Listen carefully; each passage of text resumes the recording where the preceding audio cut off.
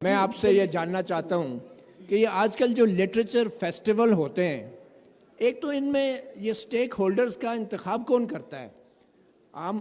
आपसे मैं ये जानना चाहूँगा कि चाहे एकेडेमिया हो तो प्रोफेसर एकेडेमिया के जो नुमाइंदा प्रोफेसर हैं वो NDU से आप बिठा देते हैं, चाहे सहाफ़ी हो तो सहाफ़ियों के नुमाइंदा आप उन लोगों को बिठा देते हैं कि जो एक लापता शख्स के इंटरव्यू करते हैं। और दूसरी बात, अच्छा मैं आखिर में एक सवाल हारिस खलीक साहब, अच्छा मतीउल्लाह मैं साहब, आदल मतीउल्लाह शाहजेब साहब, से बिल्कुल मैं सवाल करूंगा, लेकिन आपसे एक सवाल है मतीउल्लाह कि साहब, आप मुझे ये बताएं, एक सवाल है वन लाइनर, कि क्या वक्त के साथ साथ ये जो हमारा डिबेट और डिस्कशन है डेमोक्रेसी के ऊपर, क्या इसका मैयार गिरा है या नहीं? और क्या इसकी वजह ये नहीं है कि जो डिबेट करने वाले लोग हैं वो सारे इंटरेस्टेड पार्टीज हैं और वो लोग हैं जिन्होंने जमहूरियत की जड़ें खोखली की हैं?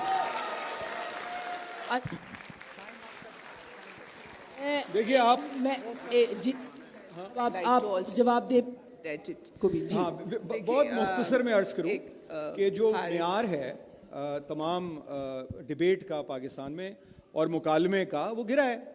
तो वो जाहिर है वो ये तो नहीं होगा कि आप एक अलग से एक आइलैंड ऑफ एक्सीलेंस क्रिएट कर देंगे एक सी ऑफ मीडियोक्रिटी में, ये तो मुमकिन नहीं है। और दूसरी बात ये कि मुझे तो लगता है कि जो ये ILF है या KLF है, ये खासे इंक्लूसिव फेस्टिवल्स होते हैं। क्रिटिक तो हर एक की जा सकती है, लेकिन ये इसमें हर मकतब फ़िक्र के और हर तरह के लोग होते हैं।